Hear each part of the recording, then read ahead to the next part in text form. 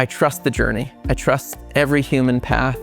I trust that everyone is perfectly lovable. I trust that everyone has that God seed of the divine within them that we're here to connect with. Welcome to Impact the World, where my guest this week is John Patton. So I share a little bit at the beginning of our conversation how John and I came to be connected, but John is an incredible musician, creating so many different pieces of music over the years, including lots of collaborations, many collaborations with people and other artists that you may know. So it was great to get to talk to John about not just the process of creating music, but also his life as a therapist, someone who has been on a spiritual path and a path of faith his whole life, and how all of that interweaves. So it was delightful having John in the studio, and you can find John's music on all streaming platforms, and you can visit his website, johnpattonmusic.com. But for now, here is the conversation with John. John, welcome to Impact the World. It is completely a delight to have you here. Thank you so much, Lee. This is really special, especially since we connected in many different ways. To be able to speak in this capacity just feels really exciting and aligned to me, and excited for whatever comes forth from our conversation. Same. And perhaps I'll explain to those who are watching or listening how we came to know of each other. So I didn't know your work and I hadn't heard of your music, and you sent me a very nice message around the time that we were about to release Metamorphs, our remix album. And I think you'd heard a remix and you liked what you'd heard, and you said, "Oh, can I do a remix?" And I was like, "Oh, the album's done." But I went and listened to your music and I was blown away. And I absolutely fell in love with your album called Ecstatic, which is still an album I listen to so much. It's probably one of the 3 or 4 albums I listened to the most in the last year. And we got to collaborate, which was great because I had another song coming that you did a remix for, The Way We Loved. And you did the most amazing remix for it. And we're working on some other things in the future too. But as someone who is a fan of the music and the soundscapes you bring to the world, it's lovely to get to sit here and talk to you about how you, John Patton, musician, came to be and how it all comes to be in the world. Yeah, awesome. Thank you so much, Lee. Yeah. So I'm curious first. I mean, you're someone who now works in music and you also work in healing and therapy for people. So you're very much on a spiritual and a musical path. When did you know music was one of the healing forces in your life? Like, how did that show up for you? How did you first respond to music when you were young? Yeah, I think that was probably one of the first things that came to me that felt like it was beyond the mind in terms of things that is coming from more of a logical place, in terms of you go to school and you get teaching from your parents and from life, but that felt like that was probably one of the first things that called to me as more of a felt experience, more of an individual calling. Like, there was a pianist that came to our elementary school, and when I was, I think, 6 or 7 years old, and when he got on the piano, and he had lots of different ways in which he was using the piano. He would get, and it was for the kids, definitely, because he would go backwards underneath the piano and play like this, but it just felt so cool to me. Like, I could just already see the vision of, like, that would be so much fun to be able to do that. It was basically, I want that. And it started from there. How old were you? Yeah, 6 or 7, I think, at that time. And then I started playing the piano when I was about 7 years old. Okay, wow. Yeah. And is the piano still your main instrument? Yeah. I would say so. I mean, before this podcast, you talked about that intention of feeling home. That feels like a type of home, like sitting on the piano bench, then finding my hands at the keys. That feels like a certain type of home. Yeah, you and your beautiful family, Rebecca and the 2 kids, came to spend the day with me in Devore several months ago when you were out here. And we all ended up jamming together, which was great. But I remember what Rebecca said. You sat down at the piano in my house and you just started playing. And it was beautiful. And it was very JP. I was like, oh, I know this signature. I know this. I love these melodies. And she said, oh, yeah, he does that all the time. Like you could record him at any time of day when he sits down at the piano and it would be, there it is. And that was very evident, just you in your channel mode with the piano. It's beautiful. Yeah. Yeah. So I'm curious, because obviously music has been with you since childhood. At what point did spirituality or healing come into your life? Because I know you're a practitioner for others, but for you personally, what was the trigger for you that got you into following a spiritual path or a path of healing? Yeah. I was raised in a conservative Christian home, and so there was always a sense around God or divinity. I didn't have different language for it at the time. And so just from as long as I can remember, life was meant to be more spiritually understood. And I feel like I had a disposition for that type of perspective from very early on. And I maybe had a lot of questions that even like my parents or other people, like I just wanted to map the universe.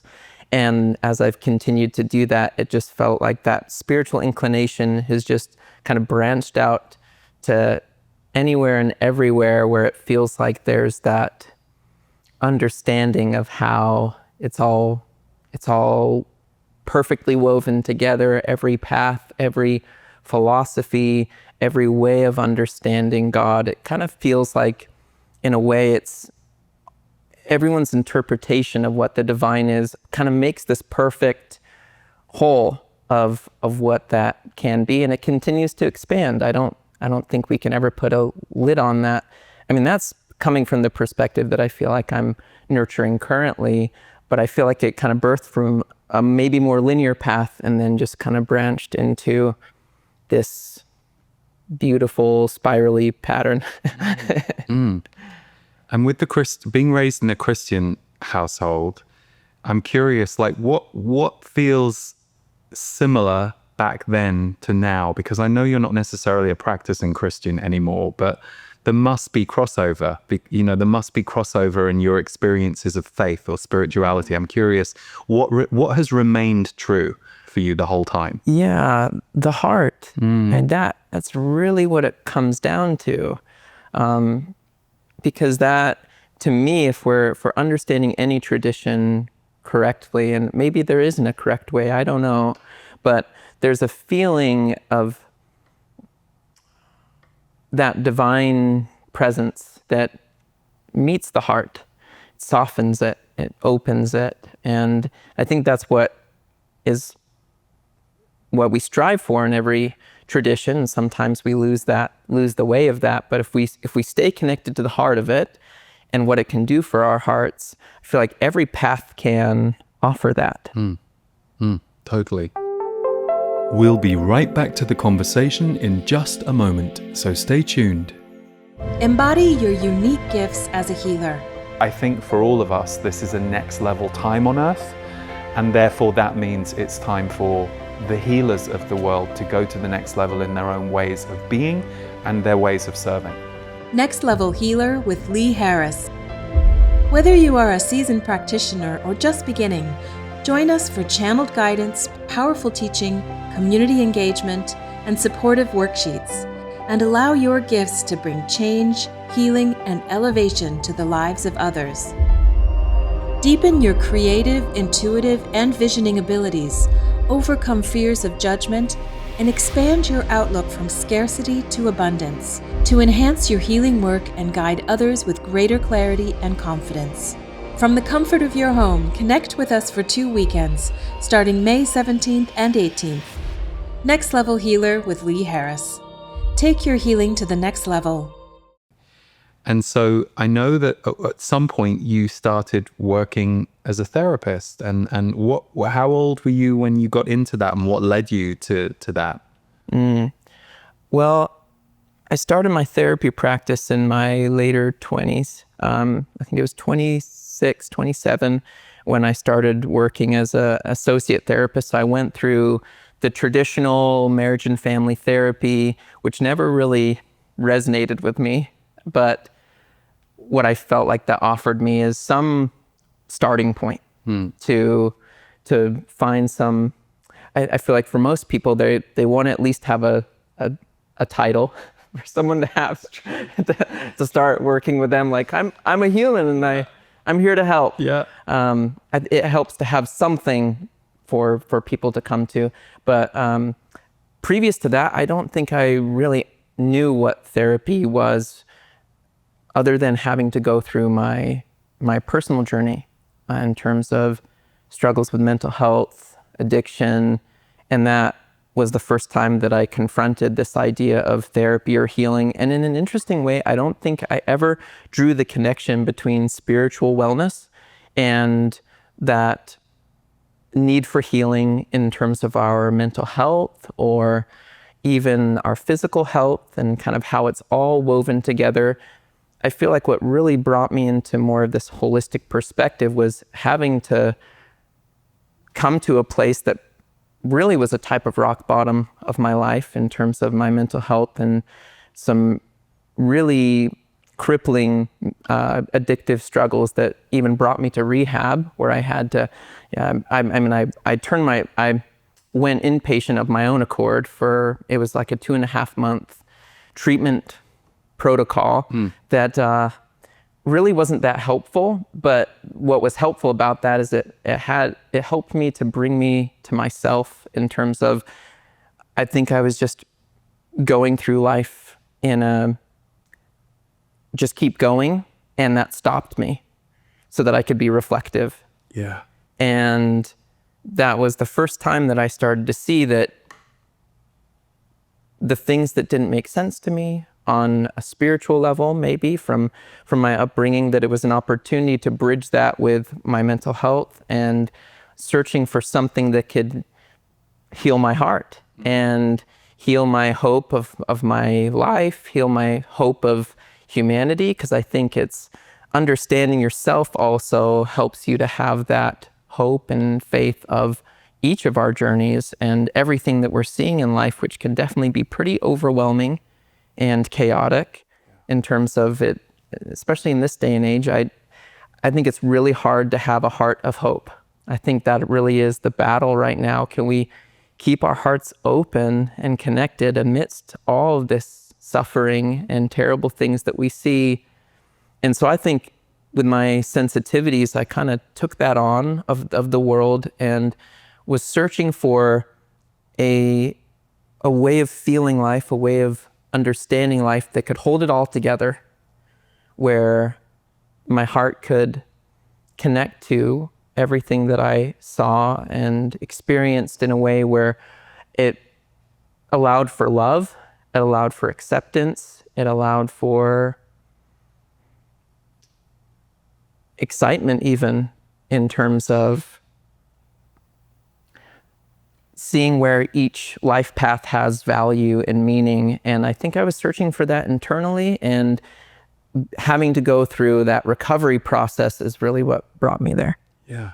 So you say the rehab was like a stop and a period of reflection, which was necessary, but that sounds like that was all it was, and maybe all it needed to be in your journey. So after rehab was when you started to fill in some of the gaps that you needed to find to help you open your heart and be here. And what were some of the things that you feel kind of got you on your way to where you wanted to be? Some of the practices or modalities or...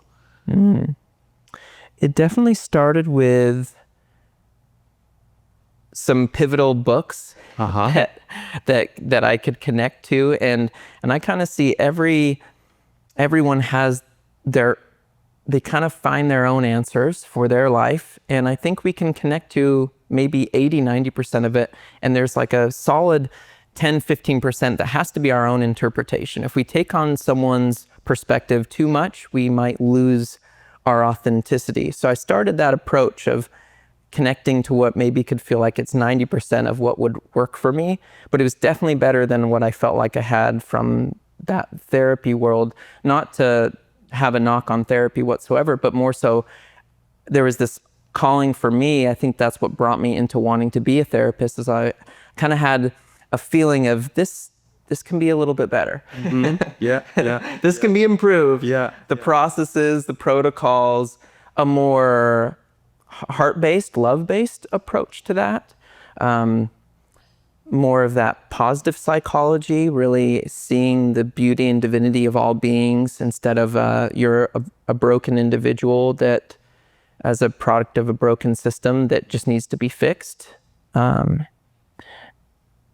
Yeah. So how long have you've now been a therapist for others for about a decade? Or Around that. Yeah. around a decade. And obviously you've done it for a while. What still beautifully surprises you about being a therapist?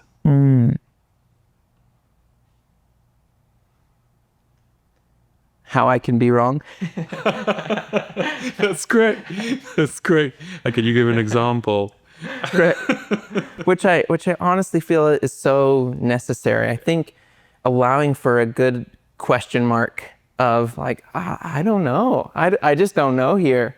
That allows me to still be in my humanity, because I think that's so important. I recognize probably the thing that is the most important in like a therapeutic relationship is the relationship and being totally human. And so when I'm stumped, I want to make sure that my clients know I'm stumped. Like, it's just like, okay, this is really interesting. Like, let's play with this. Let's work with this.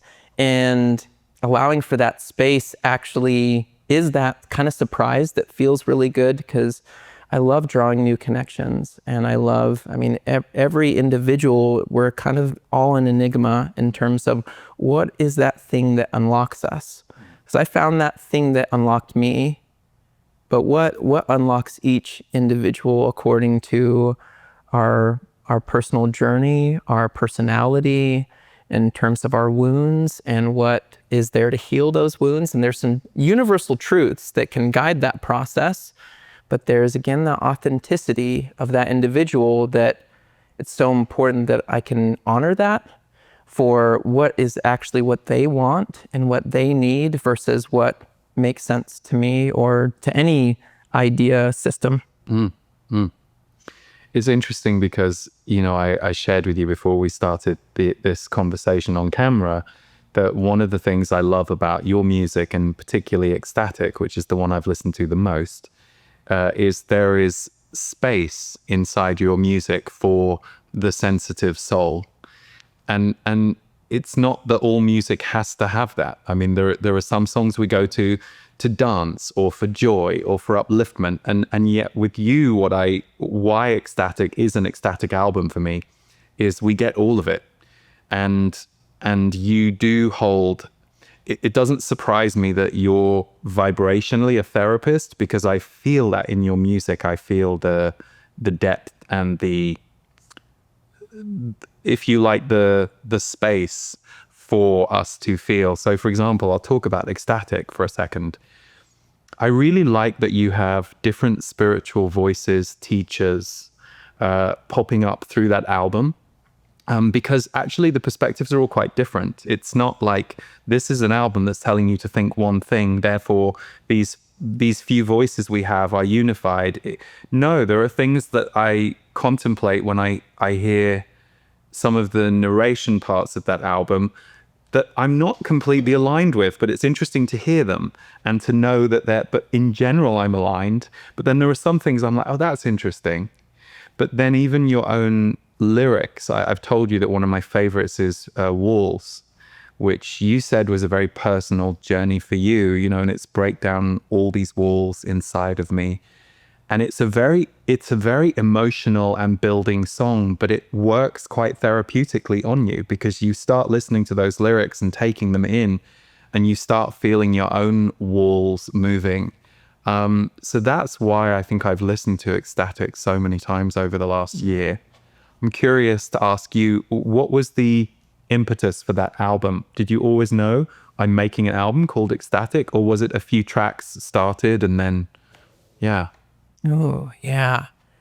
The one thing I try to listen to is what is being called for. And usually that's just for my own being. I think it might be a little bit too much to think like, what is the world needing right now? We, you know, it's all Yeah. it's all from within in terms of what am I needing to map. And to be honest, I think I found myself in some kind of personal mud and darkness, and what can bring the light? What can bring about that ecstasy in a way where I'm actually doing that in my body, actually doing that through dance and movement.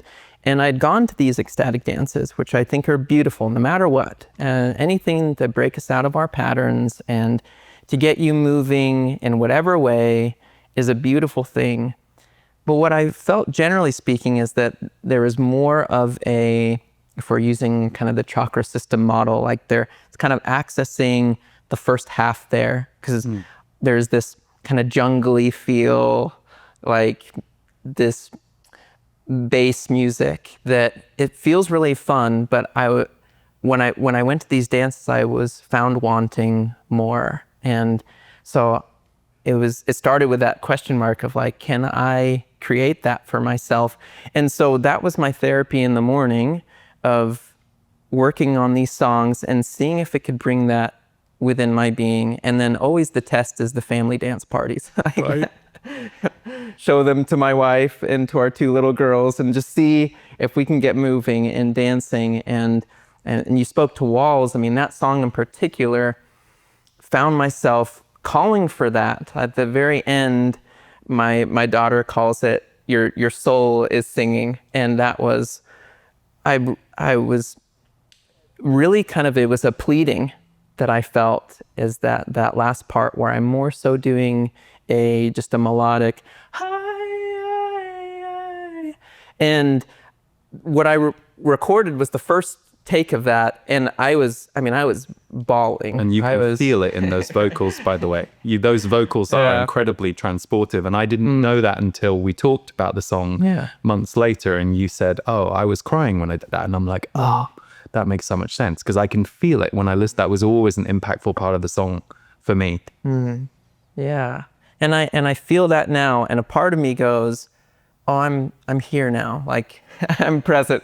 Part of me before is like, I'm talking with Lee, and you have to have things to say. And now I'm like, oh, okay, music, that soul talking just reminded me of why I'm really here and what I search for, which is that feeling of whatever it is, like when I sung that, it was this just being held by the divine, because that my call was to be able to feel that, and that's what I received in return, and that was so beautiful. So may or may not do that for others who listen, but that was my own a transformation journey in a song, from taking yourself from a place of stuckness to a place of connection and light, and everything's okay.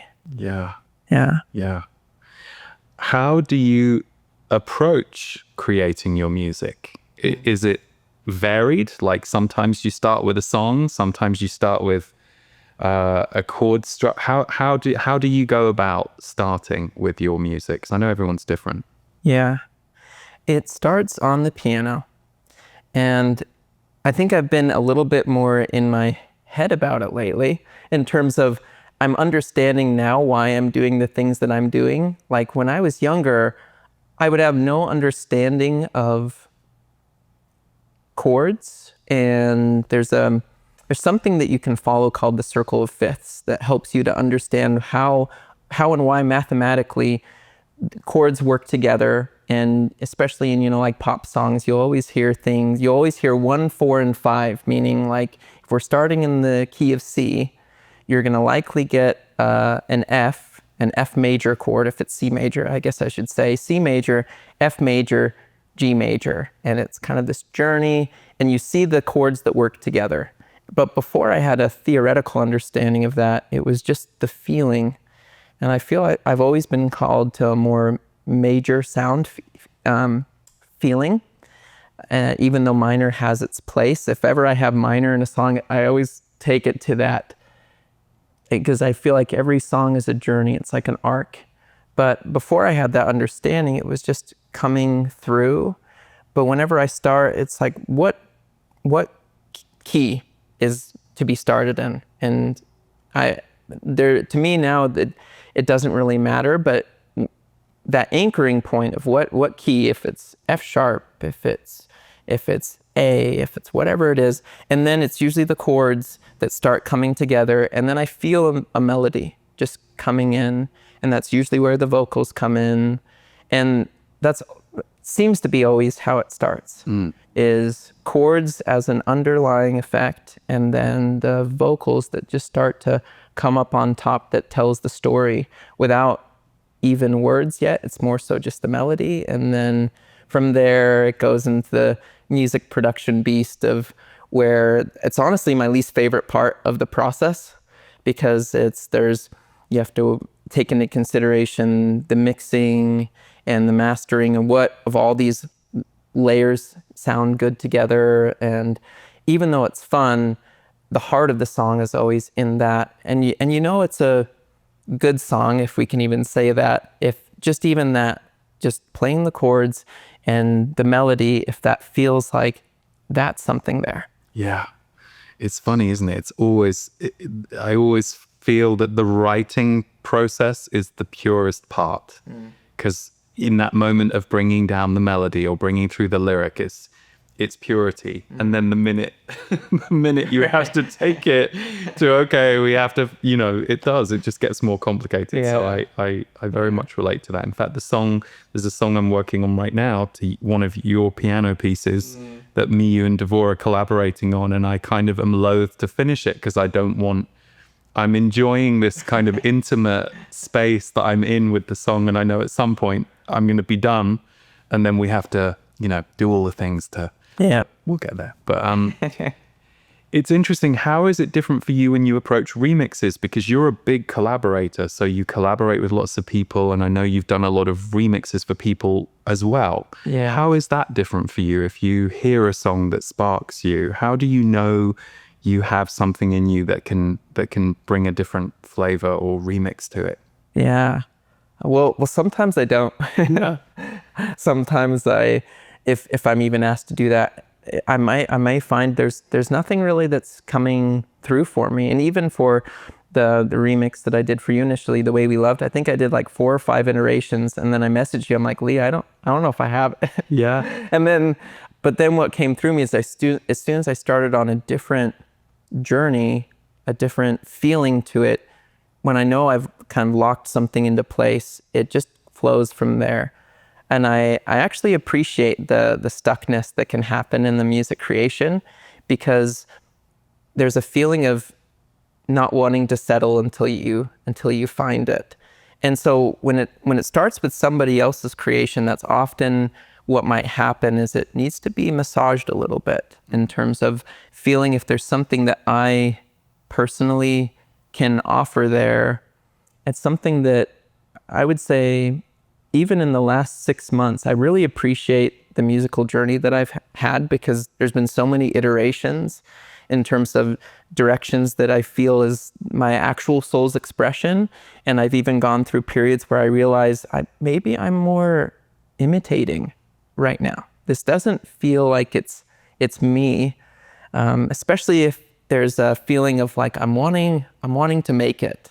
And that's usually when it loses the true essence of the creation. If you're thinking, what are other people going to like? What is accessible? And yet I've allowed for that to happen, because it's sometimes needful to go through what feels like, maybe that wasn't really me. But I'm glad I've had the opportunity to even just put it out there, because it's helped me to just keep moving forward. Like, I know for many people, it's like you want to get it perfect, and you can sit on a song for a year, 2 years, and then you feel like it's irrelevant at that point. And my policy for myself, it's like if I ever spend too much time, like I just need to just get rid of it. Yeah. just put it out there and move on. If I feel like at least there's something there. And then I feel like I improve as a composer and as a musician, and I can stay more authentic in the creation. Yeah, no, I love that. It's hard to be reflective, I think, in the moment. I think even if you have a good feeling about a song, like there are certain pieces you create and you go, oh, I really feel strongly about this, but you don't know how someone else is going to respond to it, or they won't respond to it the way you will. That's the kind of mysterious thing I think about putting music out into the world. On the one hand, you want it to do something for people, otherwise you would just keep it private. But you can never fully know how it's doing. Like how, so for example, do you get a feeling when you think about the fact that right now probably hundreds of people or maybe more are listening to your music? Does that give you a feeling or anything, or is it just abstract? I don't think it does a damn thing. Yeah, I agree. I feel the same way. Yeah. Whenever you look at numbers, it's kind of bullshit.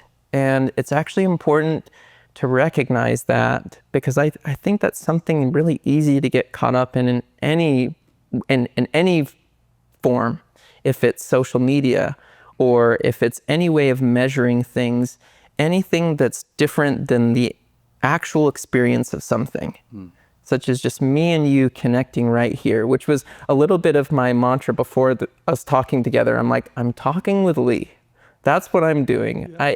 I don't know who else is here. You can feel into that. Yeah. But even this is one of the things I love about doing this podcast, because no matter what I'm thinking about before we get to this conversation, including thinking about you and what are some things that might be good to ask him, the minute we start, it becomes pure, like the mystery begins. And also whoever might be watching or listening in the future is always part of it. I always feel their energy. So I agree with you about connection. And I guess to that point, maybe this is the same for you. I always find it very meaningful if someone shares with me why something I made helped them or what it gave them. Like, that is lovely. Like when you hear that, you're like, oh, that's fantastic. Because isn't that why we're all here, to try and help each other in whatever way we can? So if you're doing something that you are meant to do or built to do, and it's helping someone else, but I hear you about the abstraction of the fact that stuff is going out there into the world. I think that's one of the tricky things. I think we really don't understand what people perceive as success very well. I know when I was growing up, there was this idea that we were all sold this idea, oh, if you are successful, whatever that means or looks like for you in your life or your line of work, everything's fine. But it doesn't actually, there's nothing to that. There's nothing actually there. And I think that can be one of the jarring things. It is really about, are you happy right now? Are you connected to something or someone? Are you alive? You know, those are really the only things. 100%. And even this idea that you spoke to of helping someone, I think it can start to feel like there's a power dynamic going on. Like, especially if I were to talk about my work as a therapist. If I'm busy helping someone, I might lose the connection, which is actually what is mutually beneficial to any experience. Because I like to think of like the love story of the universe is just ever expanding connection. That's just what it is. And the more that we can actually connect to in a way that's whole and real, like connecting on every level, because connection's a really interesting thing. I think there's pseudo connection. It might be what we experience on social media. We get a little, like you're connecting with me, but it's one-sided usually. Like we're not actually connecting, which if it's like electricity, there's actually something that's going both ways. And that's what's nourishing to each of our souls. So what you spoke to of when someone is really connecting with you, and this really did something for me, you're allowed to feel that connection that you can actually have together. And that can also be found in a live experience. Like if you had your tour this last year, and I'm sure that was really beautiful to connect in that sort of way.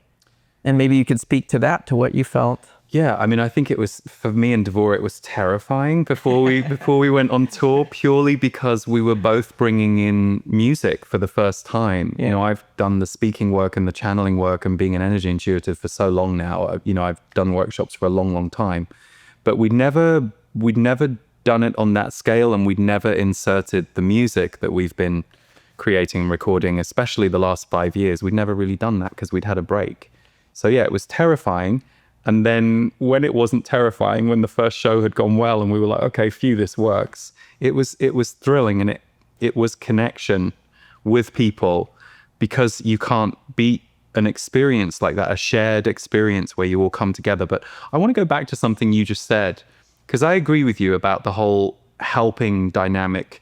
The idea of helping can be a power dynamic, but it made me reflect on something.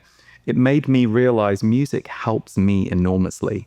Like, and it helps me feel connected, or it helps me feel calm, or it helps me feel invigorated.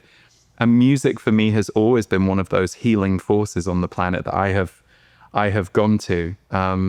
So it's funny, as I was listening to you, I was like, yeah, I do think that music is, thank God it's here. There's that great quote, isn't there? Without music, life would be a mistake. For me, that's pretty true. I think if music wasn't on the planet and people weren't on the planet, I shouldn't be here. Right. Because I know I'm here for people, but I also know that music is one of the things that...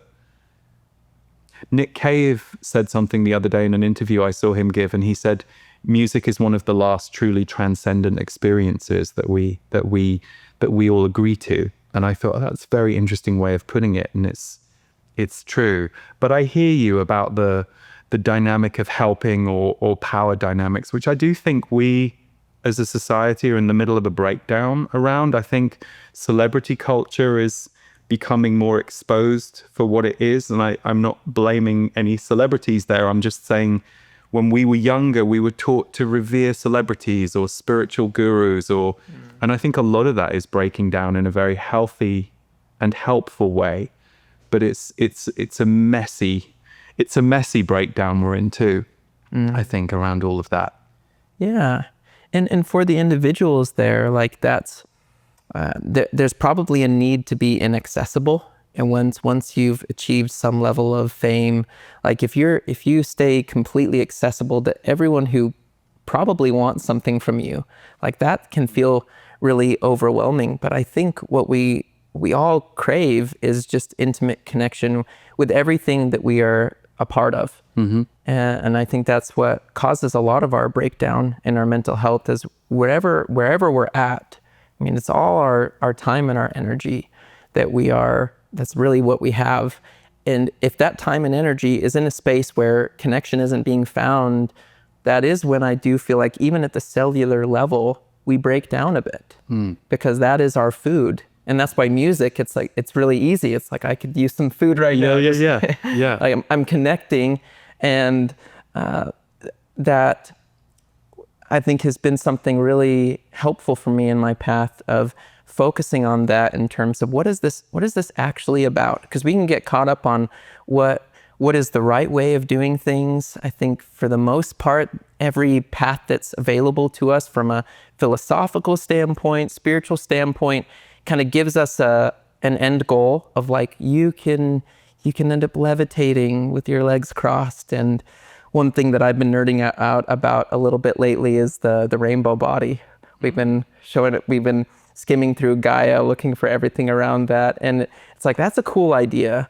But at the end of the day, right here, right now, do I feel good? Am I happy? And therefore, is what I'm putting my time and energy into working? That's really what it is how do you actually feel? And that was a huge paradigm shift for me.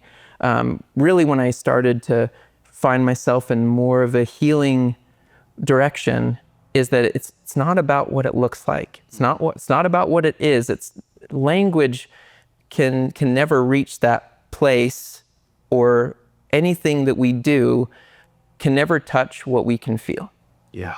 Like words and actions are really cheap, but the felt experience of life, that's really what I hope we're here to look for, to do, or to be would be a more accurate way of saying that. Yeah, beautifully said. So true. I'm curious for you, because you've had a major change in your life, you and your beautiful wife, who I've got to spend time with your whole family, which was just lovely. And I love the way that you two are consciously raising your kids. In fact, I didn't name check you both, but I spoke about you on a broadcast I was doing a while back, just having witnessed the way you were living as a family and wanting to live as a family. And I think last time you were out here in LA, you said that you could have come by yourself, or I think, but you decided, no, we're always going to the best of our ability, travel as a family and just figure it out. And I thought that was really refreshing. Well, let's start here. Really? How is like fatherhood and being a parent and I mean, how have you found that? Because that's a game changer, isn't it? Right. Well, it's hard. Yeah. No, it is. It's an experience. I mean, 100%. If you lean into it, it really makes sense that that's how life works. Like the only reason why we're here is someone else took the time and energy to make us, however that was. Yeah. But it's that is there are many different experiences that we can have in life in different roles. And those roles bring out different sides of us. And I think that's why for many people, like in a profession, it feels good to be in a different role that expands your world in some way.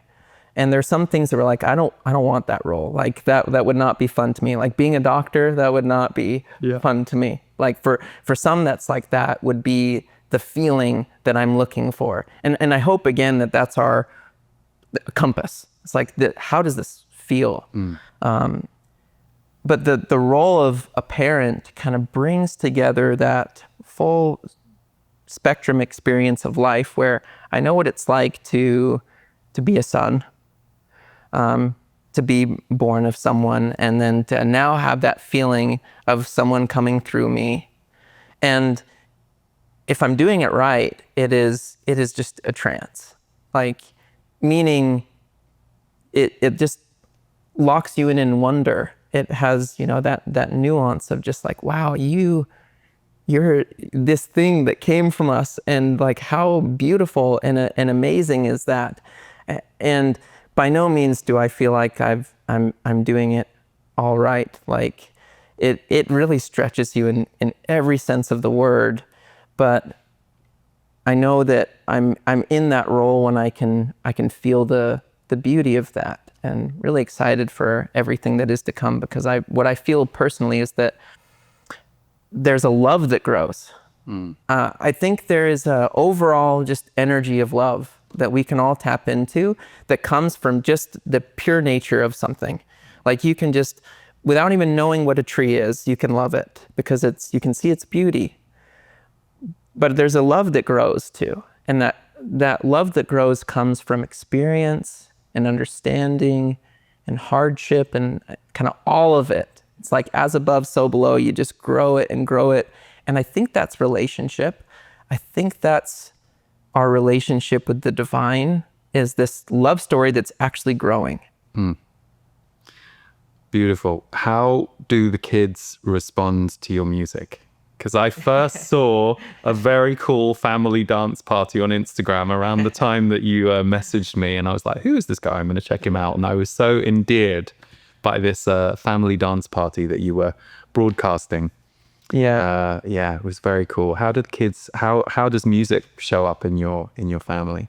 Yeah, well, my 3-year-old daughter Kaya, she's the truth serum. She will give it to you straight.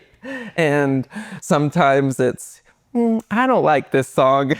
And sometimes she's, Daddy, this is you. And when she continues to ask for that song, even if it's before it's released. And I don't think she has a conceptual understanding of a song being released or not. No. Quite yet. She'll say it. She's like, oh, it released today. But even before that, that's, if she's continuing to ask for it, I know that Kaya's in that love story with me. That's great. Yeah. That's great.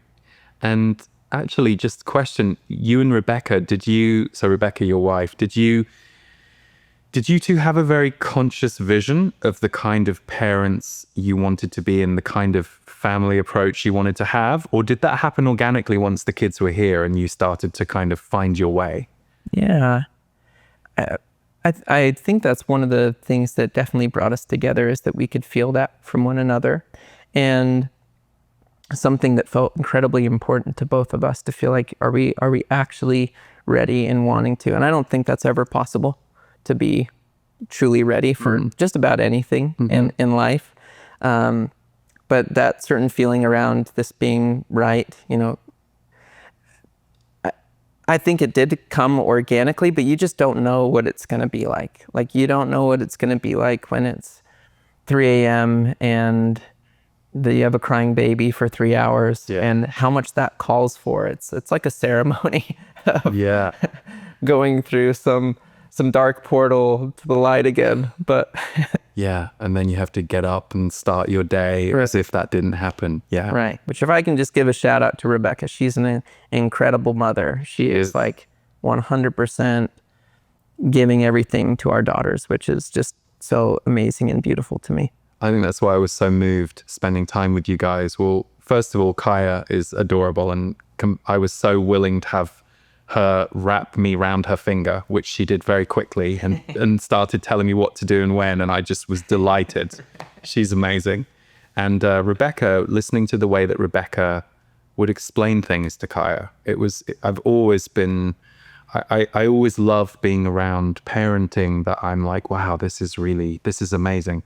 This child is going to grow up with a very different kind of way of being in the world than say my generation and before tended to. Of course, there were always exceptional parents, and I think every parent is working their butt off to kind of do what they can to keep their family. It's a hard job, but it's beautiful to see more conscious parenting happening in the world now, that in a way that I don't remember seeing when I was younger. Yeah, and you guys definitely embody that. Oh, well, thank you so much. Yeah. I definitely feel that we're here to break chains of all kinds, intergenerational trauma. I think for the most part, that's what it is. Like, we can bring karma into life in terms of things that we just create on our own, but I don't even know if that's real, because we're just brought into the world with so much. We have our soul's essence, but we have all this unweaving to do of all that's been done before us and all the imprinting. And I'm just amazed at the healing that's happening on the planet right now, to be honest. Like, in almost every different pocket of culture, there's a movement around healing and breaking chains. And I think one of the most clear ways to do that is in parenting, because that's where we get all our stuff. We get it from the family, whether we like it or not, the good stuff and everything in between. But that is where we're kind of breaking those patterns. And if we can remind ourselves of that, my wife and I, 60% of the time, I'd say, is our current percentage of consciousness. It's pretty good. It's pretty good. Trying to reduce the reactivity of, when emotions get large, but it's, we can break some chains, and how wonderful would that be? And no matter how you do it, I think it's all going to work out. Like, I don't think anyone comes from a perfect family. That's just kind of impossible. I don't think it's the nature of our existence. And even if it's later in life, because of the unweaving that we have to do from our trauma, there's still a beauty to it. And that's an interesting question I'm always left with, especially as a therapist or anything that we're trying to do. It's like, we could intervene and make it better, but also, if we don't, something's gonna give an opportunity to make it better, even if it's just someone's own need for that, because they were in a home where they weren't able to receive much love, and that creates a calling within themselves to search for that much more. And that's never to give a permission for, or just kind of write it off as like, oh, everything's going to be okay. I think it feels good to do whatever we can, but I also genuinely trust that I trust the journey. I trust every human path. I trust that everyone is perfectly lovable. I trust that everyone has that God seed of the divine within them that we're here to connect with.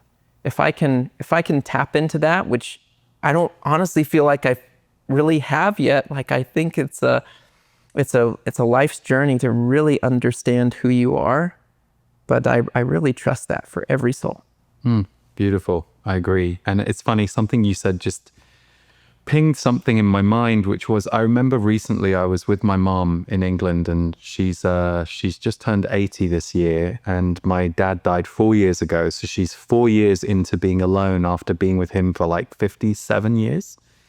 And I introduced my mom to someone, and they were commenting on, my mom is very vibrant. She loves people. She loves talking to people. She's a burst of energy.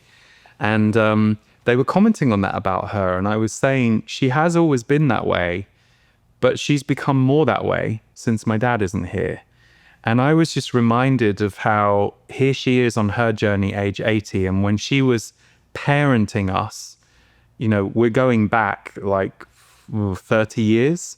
And I was reflecting on how a parent's journey, even though if you live a long life and your children live a long life, you're going to know them when they're in their 40s or 50s and you're, at the end of your life.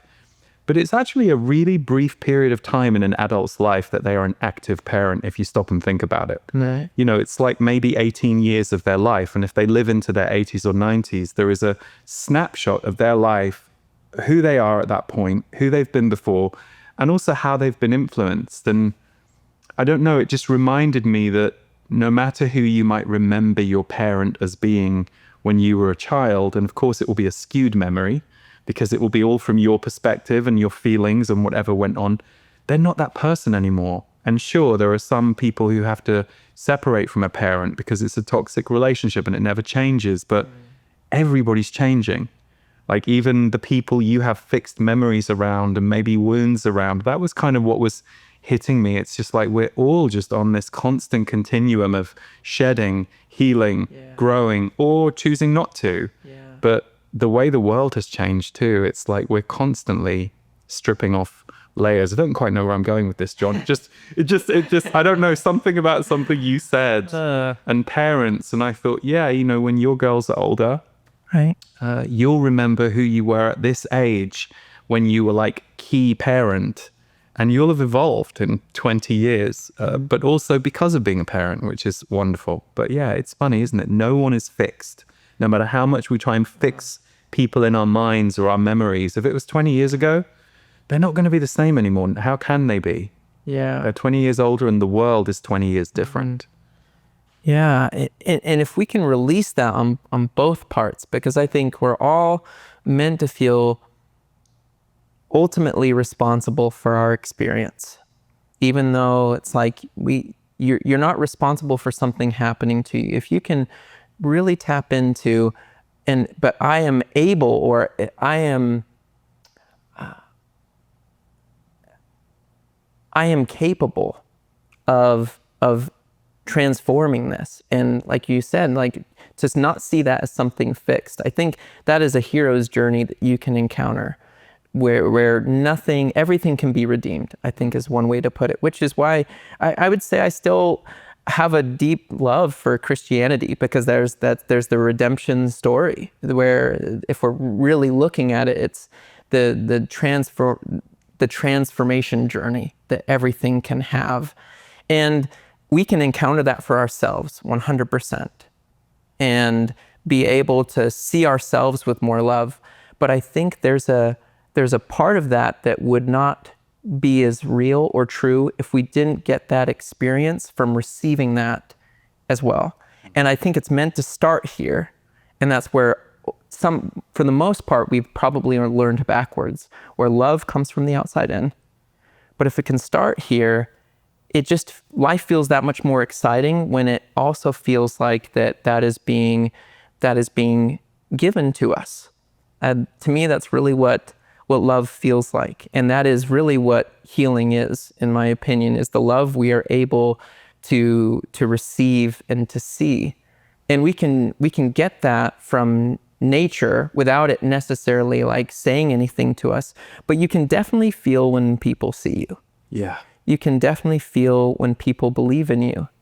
And it is kind of a superpower that we have for the good and for the bad. I think you can be left so empty if you don't have a feeling of being seen anywhere or being believed in. That's why I love our connection, because I feel like you see me. That feels really good. And it's one thing to feel like you need that, because that means you're probably not honoring that which can come from within. But that is the actual connection that we have, is that feeling of being seen, being believed in.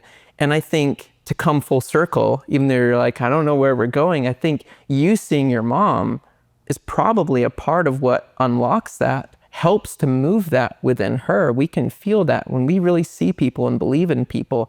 I would say that's my number one role as a therapist, not in the actively I'm trying to help, but if I can just see you in a way where I actually believe in you, because I'm going to be more of a problem if I'm seeing you in any form of judgment or fixed nature of like, oh, you're kind of screwed, man. Yeah. Like I don't believe in you. I don't see you.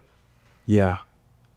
And it's funny, it takes me kind of full circle back to music, because I don't know about you, but I think in my teens, when I was struggling with my eating disorders and turning on myself because I didn't think I was allowed to be in the world because of my sexuality, because of my sensitivity and my intuition, it was music that found me. I mean, of course, there were key friends, there were people, there were key people in my life who were loving on me or looking after me. But it was funny, it was music where I felt the most seen and heard. It was the lyrics that people would write. It was the sounds. And it took me back to hearing you say all that. I thought, yeah, one of the things I love about your music is and I have this with several artists in my life, I feel like when I put your music on, a part of my soul feels seen and heard and can just relax and open into it. And of course, you're such a soul-based person, and you're consciously imbuing that into your music much of the time as well. It makes sense. But yeah, so I guess we're probably coming to a close. So what I would love to ask you about as maybe a final question is, tell us about what music you're working on next and why it matters to you right now. Well, we've talked a lot today about like experience and connection. And like you said, music can be so powerful for that. And there's one experience that I have had that I feel like is a good reference point for what I feel like the power of music can be, and marrying that with the spiritual inclination to connect with something beyond ourselves, which is the divine. And it's an experience that I had in India. So my wife and I, we did a yoga training in Mumbai at this place called Govardhan Eco Village, which is a ashram for the Hare Krishna faith. And there are these sadhus, those who have dedicated their life to this spiritual path to follow Krishna. And I don't know if it's following Krishna, but to love Krishna. And there were a few amazing gatherings. One was a festival of the flowers, where we went to one of these temples, and typically that space is not meant for music and dance, but on this occasion it was. And there was a beautiful kirtan band that was offering these mantras, but then you just have hundreds of people throwing flowers, and we're dancing and we're singing. And I don't think I've ever felt more light, more just like, this is totally it. This is totally working. I can feel it. I love the love. I love how simple this can be. Like, we are just here, just loving on the divine, because in the Hare Krishna tradition, the Maha Mantra, which has many different interpretations, but one of my favorite interpretations is that it's a love story between essentially Krishna and Radha, and them both calling to each other, which really is the divine and all of creation, where we're in this dance. And so as you sing that, Hare Krishna, Krishna Krishna, Hare Hare, Hare Rama, Rama Rama, Hare Hare, like, that is what you are celebrating. And when I experienced that, I felt really called to then take what seems to come through me in music and use mantras and chants, which I know that you recently came out with an album of songs from the sun. Yeah, that kind of has that feel of using chant and then using your own words and interpretation for that. But yet, so it was that experience that was like, I would love to create some music in a little bit more of the John Pattern way, with a little bit more of a Western feel dance, with these ancient mantras that really have so much power. And I honestly think most of the power that they have is just what we're able to get from our interpretation of that. I think, honestly, the less that you know about them, probably the better. I agree. Because it's like you're creating your own idea of what you think you're doing. So that Maha Mantra, maybe it's not that for you. Maybe it's something totally different, and only you can know and feel that. But definitely follow whatever that feeling is for you, for what it means to you. Beautiful. So yeah, an album for chant. Brilliant. And you told me earlier that the title, is it the final title or the working title, or? Who knows? So maybe when this comes out, it's different. But the current idea is chant yourself clean. I love that. It's so perfect. It's so perfect. Yeah, great. Well, John, thank you so much. Yeah. We could talk for longer, but linear time tells a different story. So thank you so much for being here. It's been great to just have a bit of a freewheeling chat about your journey. And for anyone who hasn't yet heard your music, I strongly recommend you go to wherever you like to stream your music or download your music.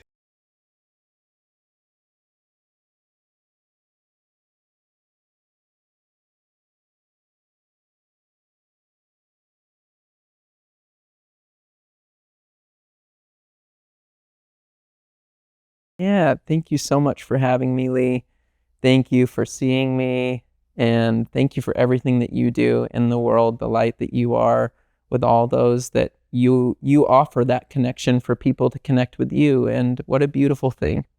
Connection's why we're here, right? That's kind of what I think that's the conclusion of our talk. It's so good, done and dusted. Thanks so much, John. Yeah, beautiful. Embody your unique gifts as a healer. I think for all of us, this is a next level time on earth, and therefore that means it's time for the healers of the world to go to the next level in their own ways of being and their ways of serving. Next Level Healer with Lee Harris. Whether you are a seasoned practitioner or just beginning, join us for channeled guidance, powerful teaching, community engagement, and supportive worksheets, and allow your gifts to bring change, healing, and elevation to the lives of others. This transformative 2-weekend live broadcast is designed to help you cultivate a strong sense of grounded presence while being deeply supported to receive healing energy. Lee brings out my very best ideas and shows me the way to continue on my path more consciously, and helps me clear away fears, blocks, and the fog that self-doubt can bring, and transforms it into strength and positive energy. Deepen your creative, intuitive, and visioning abilities, overcome fears of judgment, and expand your outlook from scarcity to abundance to enhance your healing work and guide others with greater clarity and confidence. We're at a time in the world where more people than ever before are beginning to come up against emotions, experiences, and a world that is asking them to look within, know how to look after themselves, and it's often healers or therapists or facilitators who help us uncover that. From the comfort of your home, connect with us for 2 weekends, starting May 17th and 18th. There has never been a time when healers are more needed. Take your healing to the next level. Next Level Healer with Lee Harris.